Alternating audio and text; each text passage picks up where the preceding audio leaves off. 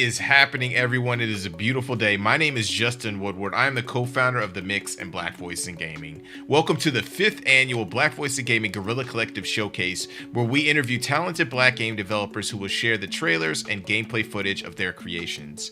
My friend Derek Fields, developer, artist, founder of Waking Oni Studios and BVIG Foundation advisor, will be hosting with me and hop on the sticks to play one of the games.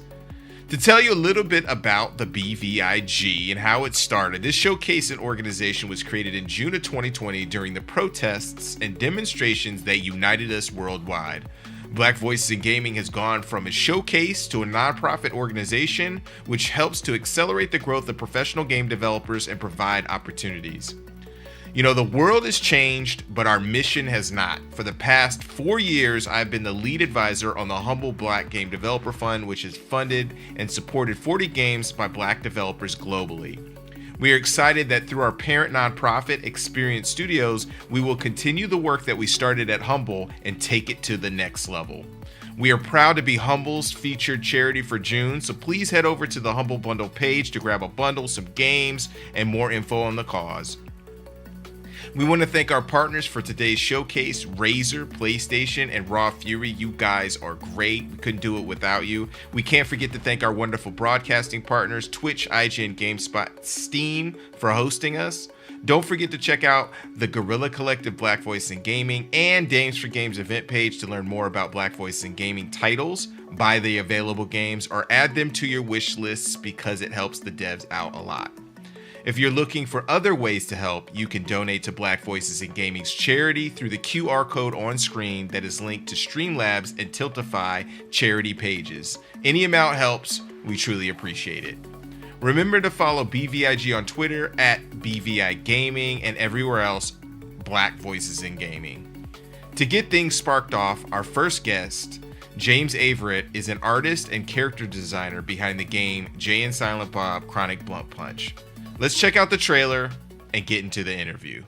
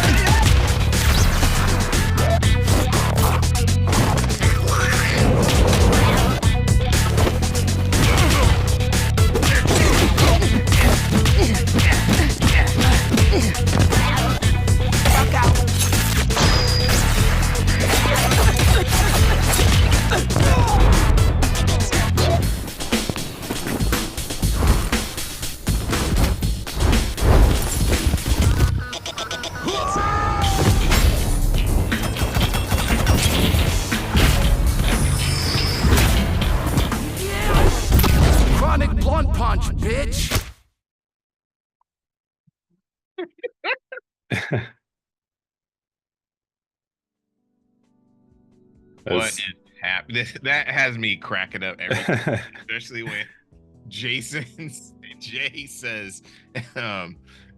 "Chronic Blunt Punch, bitch." I'm just like, it's. Yo, I was focused in on the mascot that was getting punched up in the animated trailer. I was trying to figure out, like, when do we see more of that? Like, what's going to be happening there? Wait, which one? Which one? There's a mascot. Somebody's in like a cow mascot or something like that. Yeah. That was the Jay and Silent Bob Chronic Blunt Punch trailer. One of the games actually I'm working on. And we have James Avert. You said it right. I try to make it as quick as possible so I could, like, pronounce those syllables, consonants, and all them things. You know what I'm saying? How's it going, James? It's going well. Thanks for having me. How are you guys doing? Thanks for jumping in. I mean, all those characters in that in the trailer are characters that you designed, which is pretty dope. Do you want to kind of talk about, like, your role as a lead character artist and maybe where you got started? Sure. Well, the role was really kind of something that I aspired to and didn't know if it was in the cards for me in the long term. But um, when it presented itself, I was always made to feel like, hey, you can go big with your imagination, and we can always reel it in. And so I always felt like it was a role that let me be as creative as I really wanted to be, and that was one of the best parts of it. So throughout the whole process, I always had fun with it, and the goal is really to just make characters that looked believable in some way or another.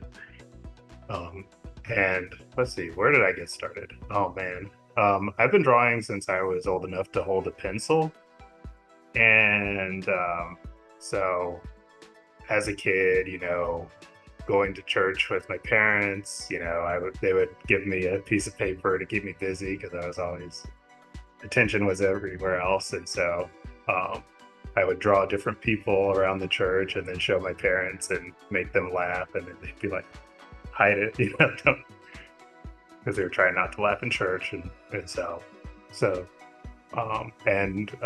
fortunately, I had parents that always nurtured that artistic side, and they encouraged it. So that went all the way up through art school where you and I met, and I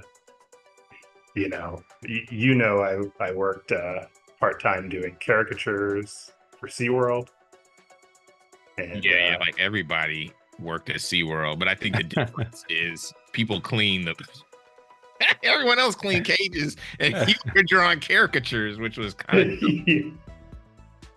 I love that. I love that. If I could ask just really briefly, could you talk a little bit about maybe some of the stylistic influences? Because you mentioned, drawing, caricatures, if you will, of people at church, and then actually drawing caricatures at SeaWorld. Both of them have kind of a comic influence. What are some of the styles that play an impact on your artwork? Oh man, I've always been inspired by just different people, and I've always kind of found sort of like a beauty in different features, different body sizes and styles and types, and different like facial features, and I would always be one of the people that yeah, to put it lightly. To put it lightly, yeah. Like, but it was like one of those things where it came naturally because you would observe something about somebody, so they'd be like, "Oh, Right. do you know Bernice?" And I'd be like, "Oh, the one with the small face," and they'd be like, "Oh yeah." I never noticed that, and it's like I get in trouble for that all the time. Yeah, yes, that's hilarious. Yeah, and so it's one of those things where it's like it always stuck with me, and those were the things that I noticed, which kind of lent itself to the caricature situation. And of course, growing up, our parents used to play Looney Tunes and like the Disney movies, and those all had really extreme character designs and like major exaggerations, and so that to me, along with that sort of comedic timing of the animation and everything, really made a huge impact on my style and everything. Yeah, that's cool. How did you have any trouble kind of breaking out of doing so much caricature work when you started to design characters? Because it seems like it could be a habit after a while to make them look like the traditional caricatures that you would see in various, I don't know, I was gonna say carnivals. well, You know what I mean? Because you worked at the zoo too. I worked at the zoo and I worked at the LA County Fair, so technically the carnival. I've been all over with the caricature. And I have all my fingers too, but yeah. But no, I did I would say the caricatures I always kept kind of separate from the other art that I did, just because for me it was a job, and I had some friends that did caricatures as well, and they they encouraged me to keep doing it because they said, they really like my style or they like my approach to it. And so I always kind of kept that, in the repertoire. But with the character designs, I don't lean so heavily into it. I just kind of draw on like the principles of it. So like, you might see it in some of the characters that I design, facial proportions. They don't all look like the same character, or they don't look like they're all following the same formula. So, it definitely played a role in it. Right. That's really great. We saw a hint of some of the characters that are taking shape in the game. To what you can speak to, what are some of the highs and lows of working on character design, as far as like challenges that might come up or things that you're just really excited by doing? I think the lows. Let's start with the lows and finish with the highs. I think the lows would be, sometimes you do have those like walls that you hit, those creative walls, and you're like trying to think, how can I make this different? And or did I already use this approach to this character? How do you make things varied enough to where they look like they're still in the same realm, but they don't look exactly the same. They don't look like reskins or cutouts of the same character. And so sometimes that can be a challenge. And, just the pressure that you can put on yourself sometimes, that would be a low. But I think on the opposite side of that, the highs are just when you hit it and you get a really good character and you show it for the first time, and then everybody's laughing or they're like pointing out something that you like specifically put in there for that purpose. And it's just great when you really get a good character going. Yeah, the characters are ridiculous. Like we would be cracking up when looking at and just like coming up with ideas. Can you describe a few of the characters that we have in the game? They're all like pretty ridiculous, but yeah. So one of my she's still one of my favorites is Rascal Flaps.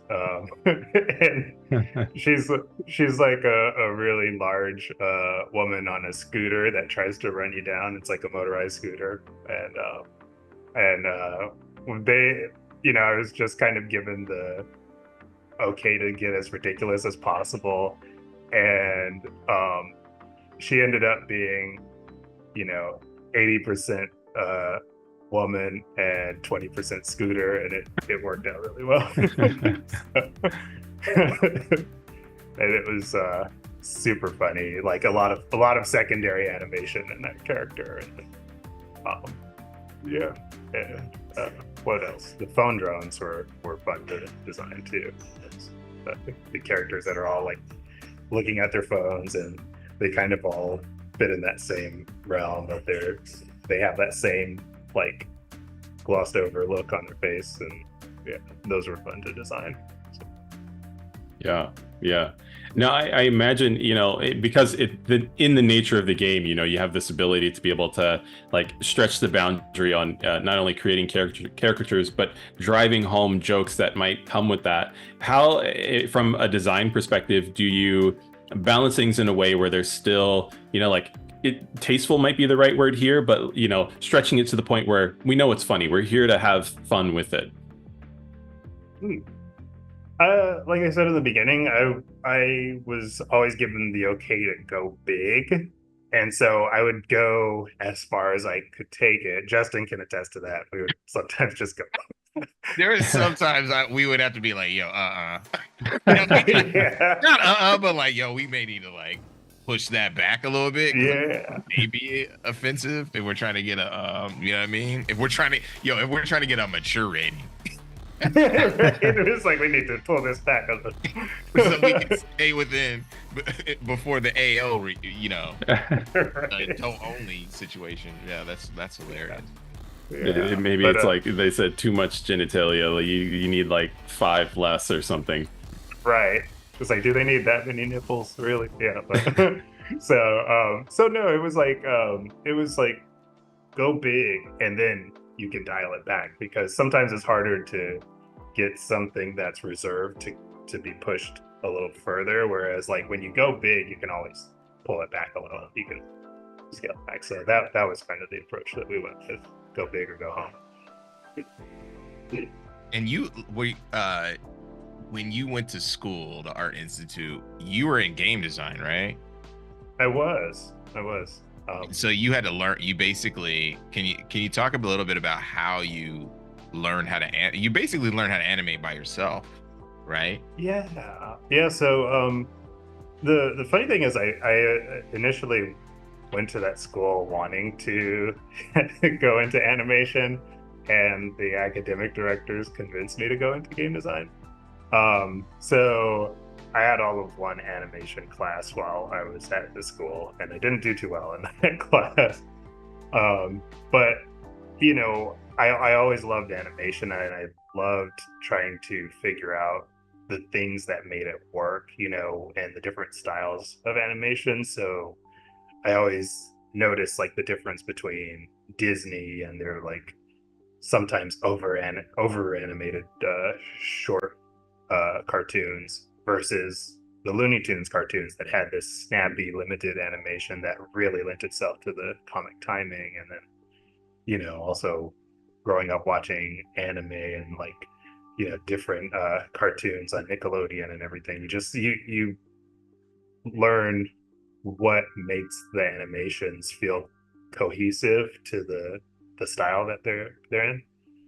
And so that was my approach, was just gaining an understanding of like the things that made certain animation styles work, and then implementing those things into my work, you know, trying to figure out the frame rates and like how to make things snap pop.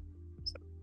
Yeah. If I could just very quickly kind of squeeze in one more little question, and that's, you know, having taken the skills that you've leveraged for Chronic Blunt Punch, is there anything that you're hoping to do next with, you know, animation or character design?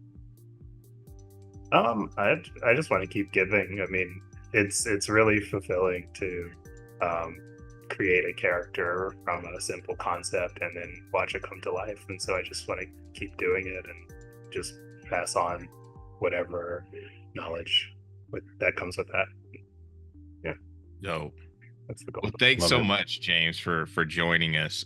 Tell us where to find more about the game and yourself, and what other stuff that you may be doing.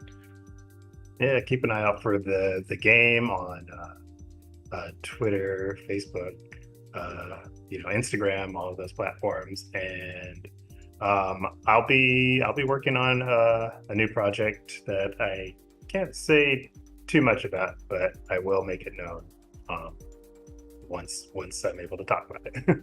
Love it. Cool. Thanks for joining us, man. Thank you guys for having me. Appreciate it. See you around.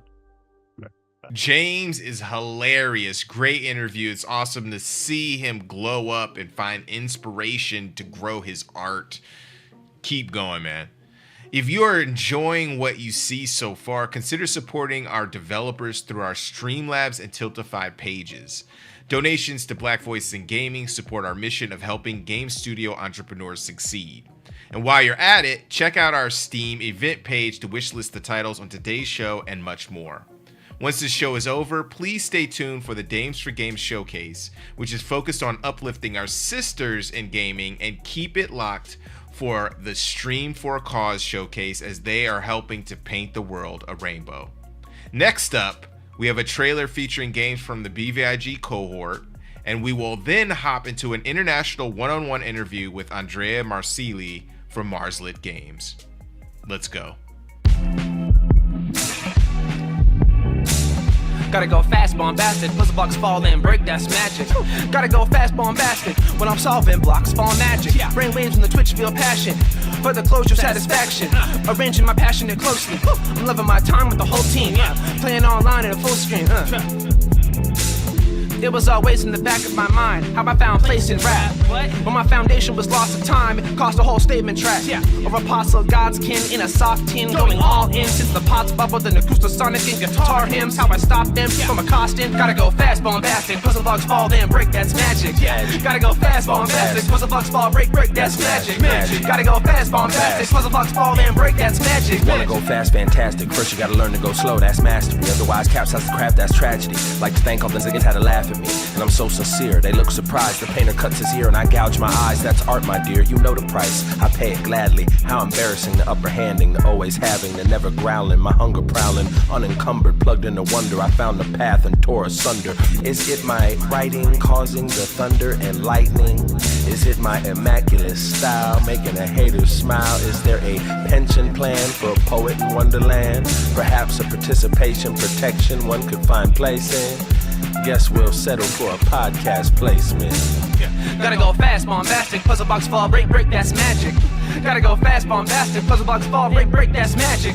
Gotta go fast, bombastic. Puzzle box fall, break. That's magic. Gotta go fast, bombastic. Puzzle box fall, break. That's magic.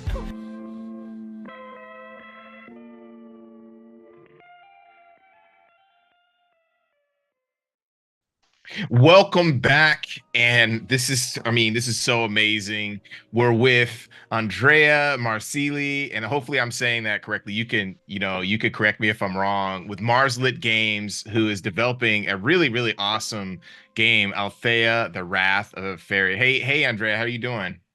Fine, thanks, Justin.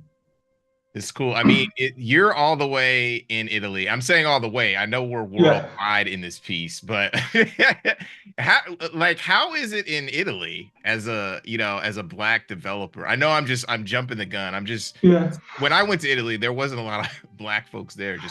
I mean, I'm probably the only one, but I mean, it's fine. The indie scene is going up, and things seems to go pretty well here, So I would say things are going fine for Black developer here. Let's say developer in general. There is not like a Black developer scene here. So let's say for indie developer, things are going pretty well here in Italy. Yes. That's cool. There's a lot of like indie developers. I don't want to say a lot. There's a few indie developers that I work with in Italy, and they're always like very gracious and awesome to talk to and connect with, and always have really cool projects.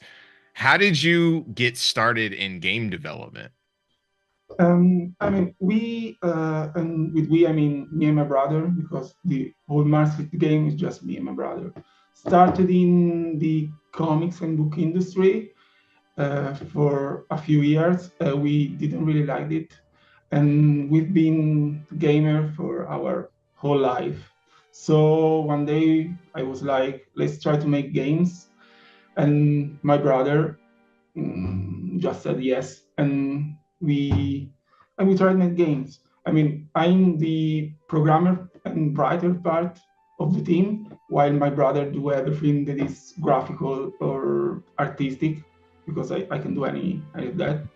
And so it was just like that. We've been working together basically for our whole life, So there is a great chemistry between me and my brother. So I mean, you wouldn't say Althea is a game made by just two people, Yeah. Is it just you, or do you have others? Yes, just me and my brother. Wow, that's crazy. Like the game, the game looks amazing. It looks so good. Yes, the animation, the writing, the programming, even the porting, everything is just me and my brother. We're gonna pop some gameplay on the screen as we talk about it, but talk to us about Althea: The Wrath of a Fairy. It looks really, really dope. So long story short, the game is basically heavily inspired by The Legend of Zelda, the old one, like Twilight Princess, or Ocarina of Time, Wind Waker, this kind of Zelda. So we liked Breath of the Wild a lot, but we felt like dungeon were missing. I miss dungeon, and this is where the main idea from Althea came through. We wanted to do a early 2000 Zelda game, in 2024. And also we took inspiration from a lot of anime because we are deep into the anime theme, So there is a lot of inspiration from Studio Ghibli and but even Evangelion. This is what we grew up with, At the deepest side of the game. I mean, the game is mainly gameplay and things to do. There is a lot to do, a lot to see, but we wanted to make a game where it's like those deep personal in the game, but where on the surface you see just basically a pure gameplay game with all of the deep meaning, because the game is mainly about dealing with that, because we have some rough year in the past, and as writer I wanted to do something with it, and I came up with a story, and my brother came up with the gameplay. We have like one single mind when we work. That's This cool. is So how we work. can you tell, give us a synopsis of the game and kind of what, the character and that kind of thing? Yes, sure. So there are two main characters. There is Lily and Sadie. And Lily is just like Link, is a guardian. She has a sword and do guardian things. While Sadie is a monk and he uses magic, is more of a thinking guy, use more his mind than his power. And together use both character to basically go through the game. You solve puzzles together. You live your journey together because they are both main characters. Both of them lost someone at the beginning of the game. They have to deal with it, and they have to learn from each other. They have to learn to cooperate. Your power became more powerful, and you became more cooperative while you advance through the game. The more you play, the more the relationship change. The more the relationship change, the more you can do in terms of gameplay. That's cool. So there's immersive elements to it. As you're doing something, it opens up different pathways. Yes. As I said, like in the old Zelda, you get a new power and you get to explore new areas, that you couldn't explore before, or you go back to a dungeon, because we have dungeon. You go back to a dungeon that you previously couldn't really fully explore, and now that you can use the new power you obtain to explore new areas in the said dungeon and learn more about the lore of the game and advance to the story. Did you use real life elements to draw from when you were writing the story? What was the writing process like? I mean, the writing process is a huge mess because because you have to adapt to what's happening. Game development is not a straight line, and whoever is telling it is a straight line is lying. So I had the story at the beginning, and while I was developing, while we were creating, I changed bits and parts here and there. The core story is there, is 100% the same that it was the first day, but basically not say every day, but basically for the first half of the development, everything changed regularly, because you work on system, you work on the character, and you learn more on the character. Even while you write, you think with their mind, and thinking with their mind, you learn more about them. So you want to change something in the story. So there is not a real writing process, as there is not a real normal development process. You have we don't make concept, we don't do anything in between the idea and the realization. I come up with an idea and my brother just visualizes it in his mind, and it goes straight on creating it. That If totally I makes have, that makes sense. Yeah. yeah, I have a character. I read about this character, and my brother can see it how I imagine it, exactly how I imagine it. I don't know how that works, but it's like that. No, that totally makes sense. Are there like certain uh characteristics that you're drawing from like friends and family as you're developing the characters, or is it just like you have this idea of this character and like you want to make this specific idea and character come to life? There is a little bit of us in the character, not really families, but mainly me. Again, me and my brother in the character. Not people I know, but it's a way. Writing is a way of dealing with what happened to me. Mainly to me because I'm the brother. But what happened to me also happened to my family and my brother because we're all together. So both characters are just a mirror of me. Yes, a mirror of me. Let's say that. Both That's cool. Does it draw from like as you like how you were getting to your family was getting to Italy? Or I know earlier before we even jumped on, you were talking Yeah. about how your family Mhm. left Somalia, right? Yes, yeah, yes. I mean, my father was from Italy, but no, it's not really. There's not really that, no.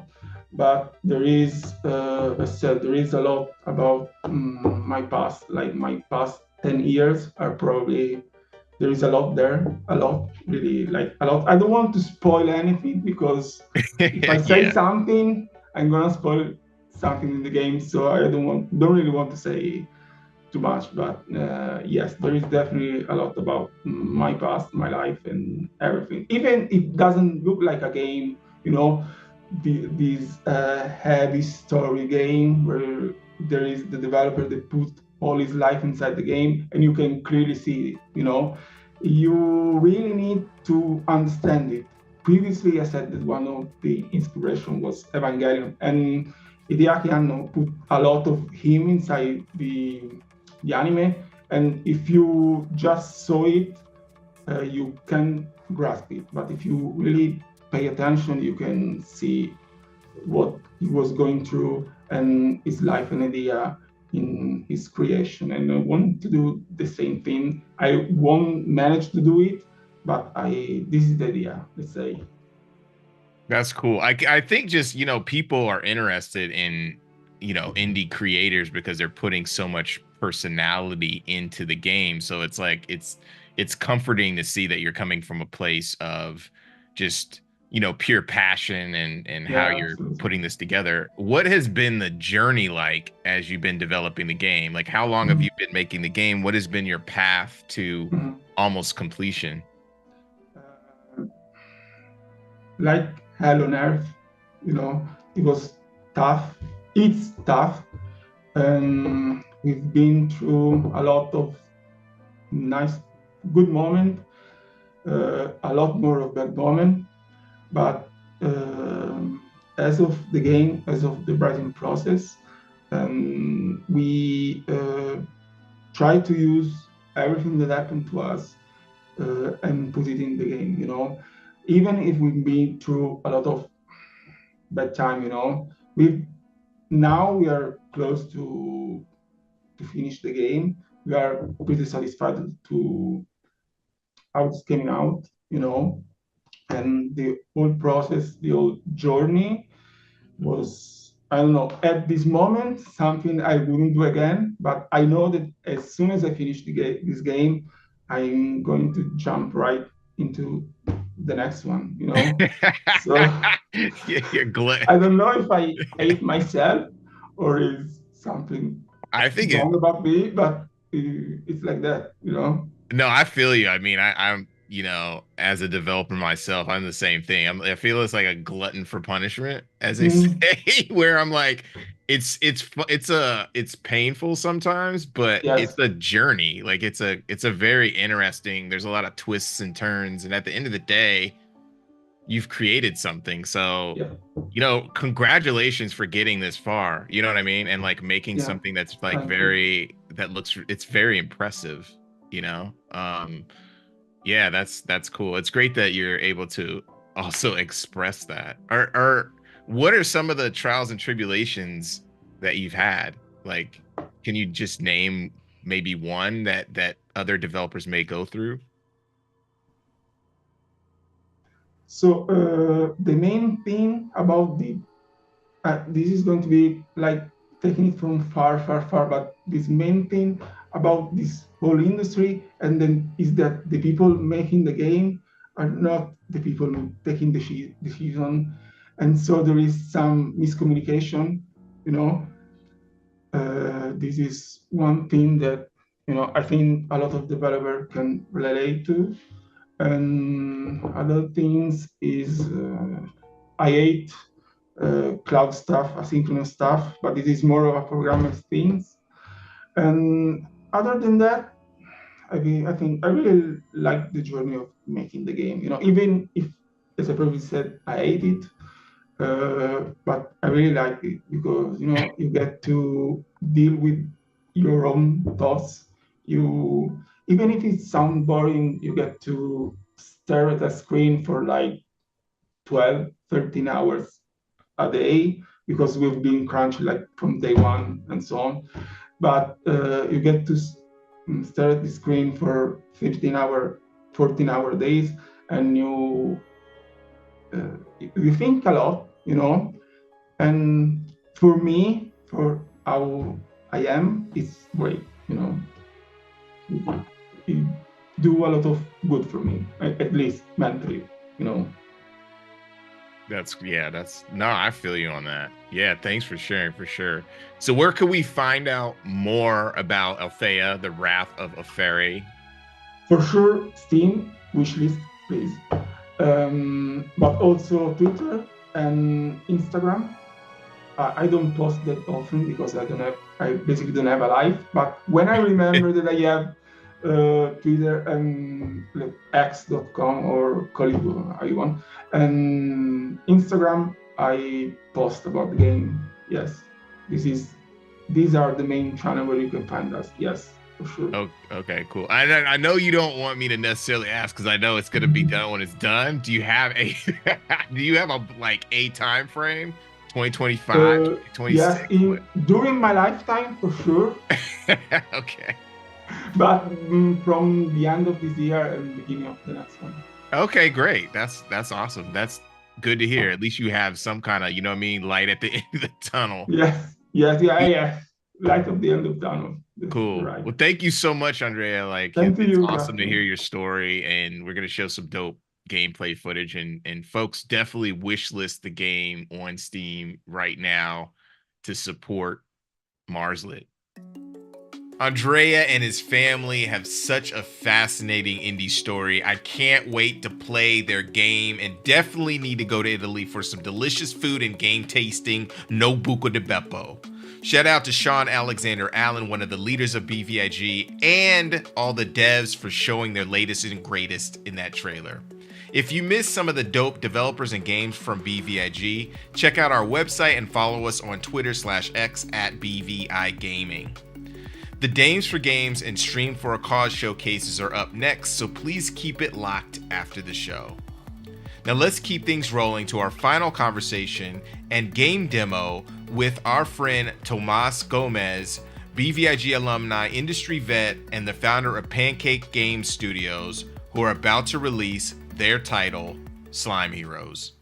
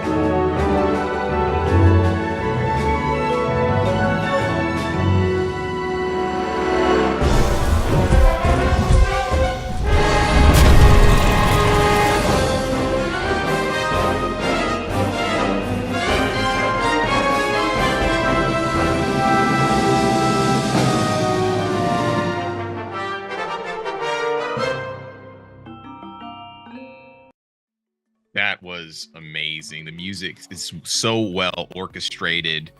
We got Tomas Gomez here chilling with us, an alumni of BVIG. That's right. BGDF. Like, we connected during the Guerrilla Collective of 2021, I think, like at that time. But yeah, let's bring him in. Yeah, really excited to have you here. Slime Heroes looks so sick. It's just progressed so well. It sounds great. Like, the action looks great. The transformations are so slick. It's so cool to see the progression. Yeah, it's been an amazing experience. Like, this was the first. I started the studio, and this is the first game I've been making it by myself, and I've gotten to meet great people like y'all and join different groups like Black Voices in Gaming, and it's been a great experience getting to build this game and grow a team. And I appreciate all the good vibes. Yeah, for sure. Always good vibes. So I'm going to be on the controller here. So multitasking is always a myth for me. Getting to talk and play at the same time. But I got to know, like, what's been behind some of the lovely inspirations, the vibes that are being shared with this, because it's whimsical. It's like it's got everything. Mm-hmm.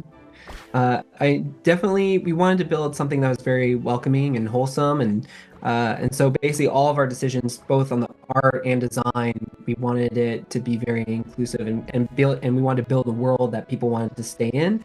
And so art, we wanted to be very like colorful and vibrant. Nothing, even our most scariest areas, still have some wholesomeness to them, some charm. And then within the design itself, like even though this is like an action game, like we are trying to build stuff to where like you're never, for example, you're never killing an enemy, you're saving them and doing the thing where you like remove the corruption, little creatures pop out and stuff like that. So we just try to add as much wholesome and charm as possible into this game. Yeah, it's definitely felt. Though I don't know if I saved the one creature that I knocked off the cliff a moment ago. They might have a hard time getting back to me. Oh, no, they're fine. I'm putting faith in you.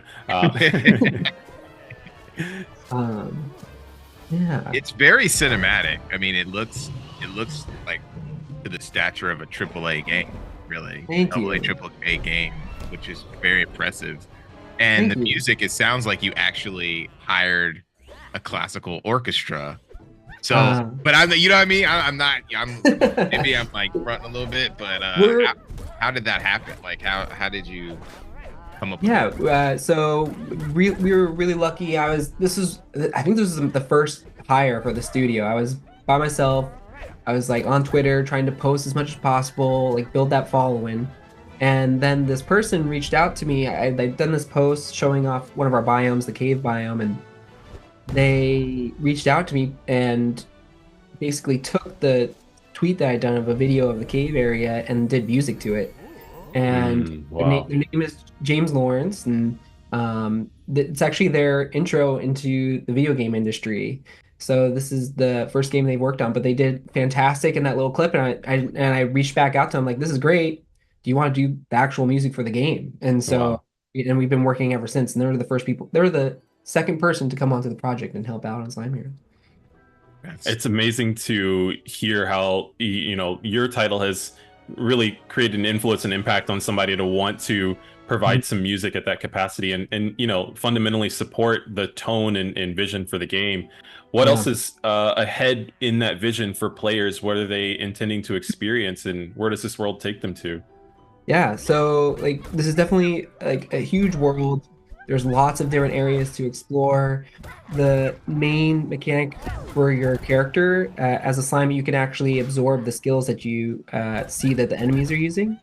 And so you're kind of exploring, finding different enemies, taking their skills, and then combining those into brand new skills. And so there's like almost like a Kirby-esque to it where you're taking the enemy skill, but then you can mix and match them and build brand new ones. Wow. And then, there's just tons of exploration. We have done a bunch of biomes. There's going to be lots of boss fights, which will be the hardest combat in the game. There will be more cinematics, more great music, and a story that we've been developing for a while now that we're pretty excited to share. Yeah. What made you I know you kind of talked about this in the beginning, but slimes, like what fascinates you about slimes? So It's all some Barbara Walter stuff, but it's not at all. I mean, it's like not this is it's like not going to not be that deep, appropriate son. for the stream. No. No. It's like when this. So I was by myself, like first figuring out this game idea, and I was trying to like figure out. So there's two real reasons why we went with slimes, and one was I wanted to do I wanted to find a character that could be charming, that players could associate with and understand. And slimes are one of the monsters that you commonly see. I think anyone who's played any type of mostly fantasy game, like they've probably seen a slime and they know that type of monster. And so Right. something that's kind of relatable that people understand. And then we also wanted to tell a story. So like the overarching story here is actually we're trying to tell a story of a race that got oppressed, and basically the world doesn't view them as something that is beneficial to this world. And so you'll see a lot of interactions with different NPCs and how they view slimes in this world. And Okay. basically your perseverance and wanting to help this world kind of alleviate or helps that viewpoint on you and show that you're actually this thing that seemed useless to the world actually can be a hero. So what happened to that character right there? It was so cute, and then it turned into this like actually cool looking villain. It was a very cool transition. Yeah, it looked pretty badass. So yeah, so like I said, like all the creatures. So every monster that you're fighting, you're actually trying to remove that corruption and save them. So right now you're in the cave biome. So all the creatures that you're saving here are this race called the Wiggles. And every biome, the next biome after this will be forest. There's this there's this own race here called the Boti, and you'll be saving them. And as you save more and more of them, they'll actually help you in an adventure and giving you like equipment and stuff like that to use later. It's awesome how you're flipping the script that way. Yeah, because slime are like the lowest, denominator when it comes to those. You're just fighting tons of slimes and some of them. In fantasy games. So that's interesting. It's well timed too, because if I remember correctly, there's a few different anime series that are interpreting that same sort of relationship with the slime character now being the protagonist, and so I feel like you found your target audience. One of the things that I want to comment on. Oh, sorry. Please go ahead. Oh no, yeah, we're definitely there's a handful of those animes out now, and then we've noticed we correlate very well with that. Which yeah, it's definitely felt. Having the opportunity to play this directly, I've discovered a handful of combat moves. I'm changing into a fist and an anvil. You've played so much into the characterization of like how much personality a slime could have, which is again just really charming. Could you expand a little bit more about the combat? I've gathered weapons. I have different combat moves and things. Yes. So the main push and pull is, so you have three skills that you can customize and build to whatever you want. So for example, for that, like early on in this area, you can get two skills, a projectile and a whirlwind. And so the whirlwind will pull enemies towards it. Projectile is a pretty basic projectile. It shoots a single projectile in front of you along a path.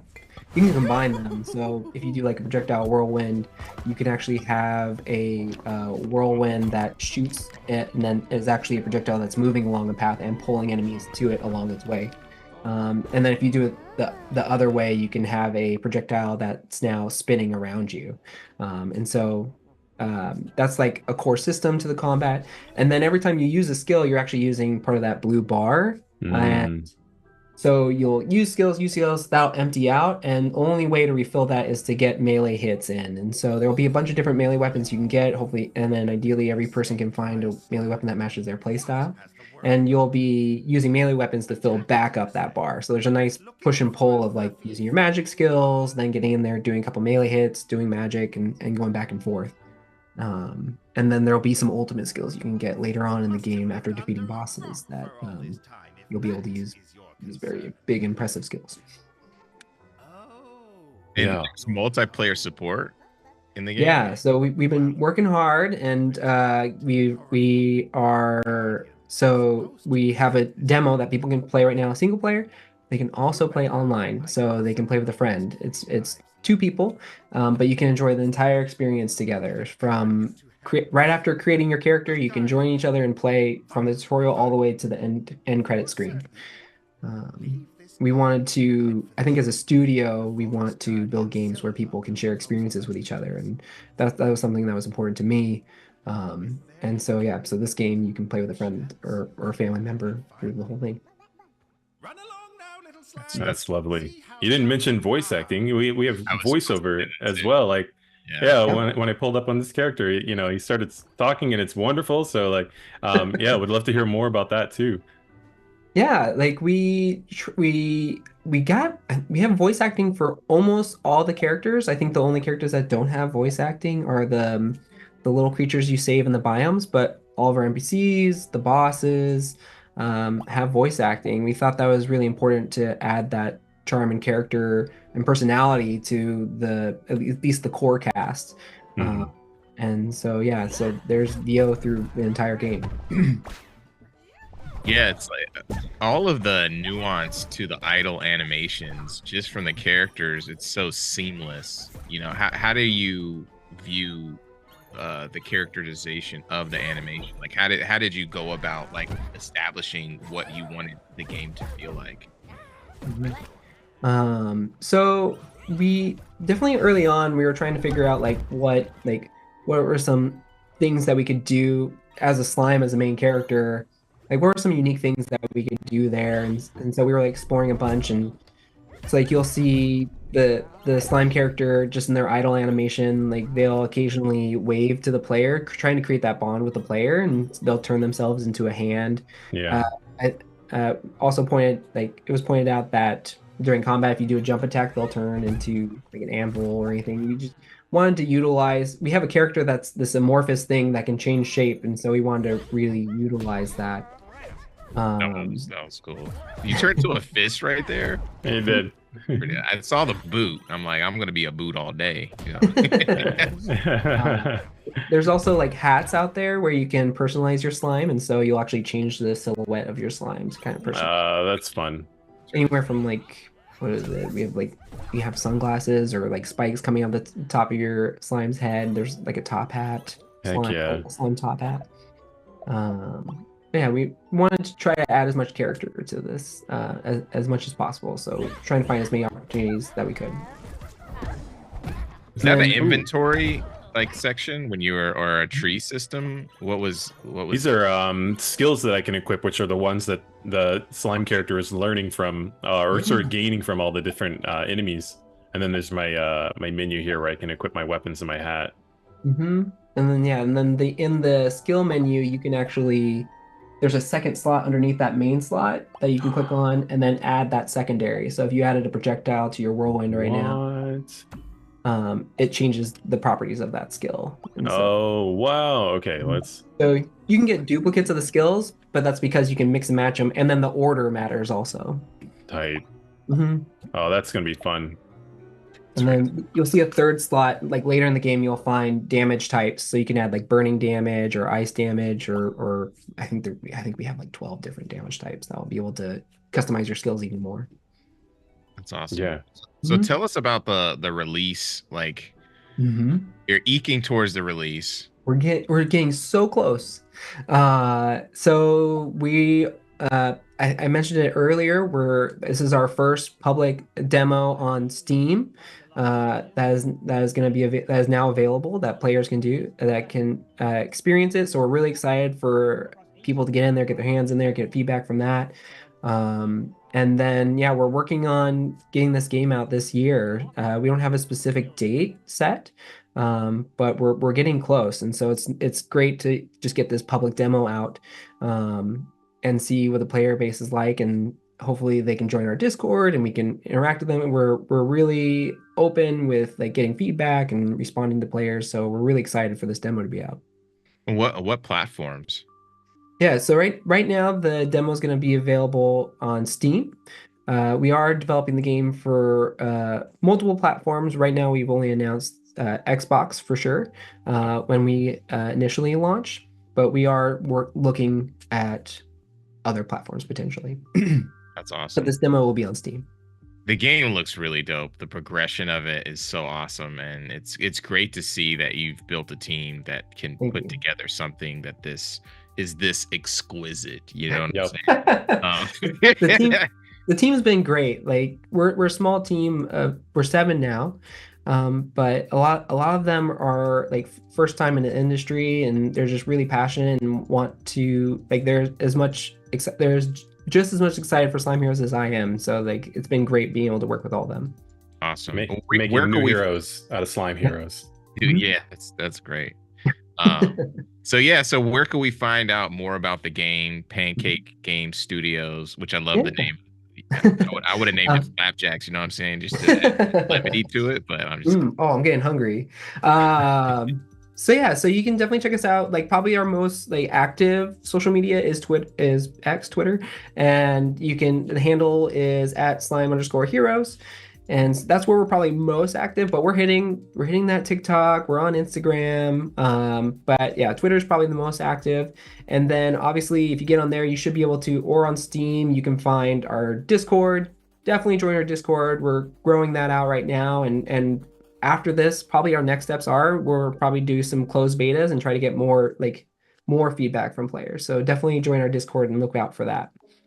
But yeah, check out our Steam and try the demo out and then give us feedback on our Discord. That'd be great.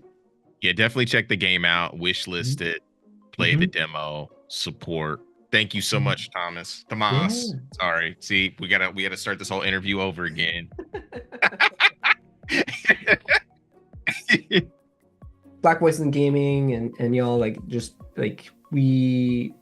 I feel so grateful because I feel like I wouldn't have been here if I hadn't had y'all's support. So I mean, it's awesome to be able to connect and do what we can, man. Yeah. Your voice needs to be heard. So thank you. Sure. Thank you so much. Awesome. Well, thanks, Tomas. Awesome stuff. I can't wait to get my hands on that game. Yeah, same. It's so dope and beautiful. It's also inspiring, for folks who want to get into the industry, whether it's AAA or they want to become independent. That's something to strive for. So this is invigorating, through some hard times in the industry. That should be acknowledged that there's still an opportunity for developers to create really amazing things. And Tomas and Pancake, the rest of the team is doing exactly that. So yeah, really inspired. Thank you, Tomas, for sharing Slime Heroes. It is looking incredible, and congrats on signing with the publisher, funding, and making an impact in the space. Well, that is our show, folks. Remember to check out the Guerrilla Collective event page on Steam, where you can learn more about the BVIG titles, buy the available games, or add them to your wish lists. Wish lists help the devs a ton. I can't say it anymore. You know what I mean? Just go ahead and play the demos. Check out the games. You know what I mean? Much love. We'd like to give a shout out to our partners for today's showcase: PlayStation, Raw Fury, Razer, Wilson Sonsini, and Humble Bundle for rocking with us this year and every year.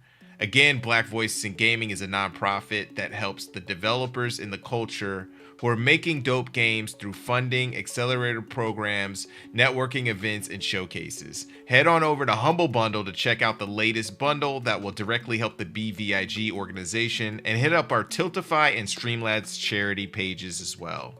Thanks to our broadcasting partners Twitch, IGN, Steam, and GameSpot for their support and hosting us.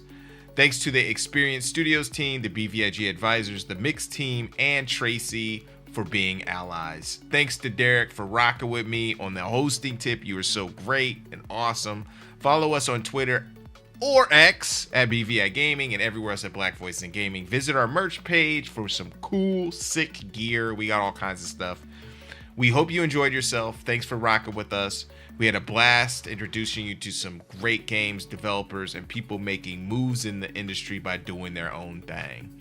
Stay tuned for the Dames for Games showcase and the Stream for a Cause showcase next. They are going to be fun. Once again, I am your host, Justin Woodward, co-founder of Black Voices in Gaming and The Mix. See you soon. Peace.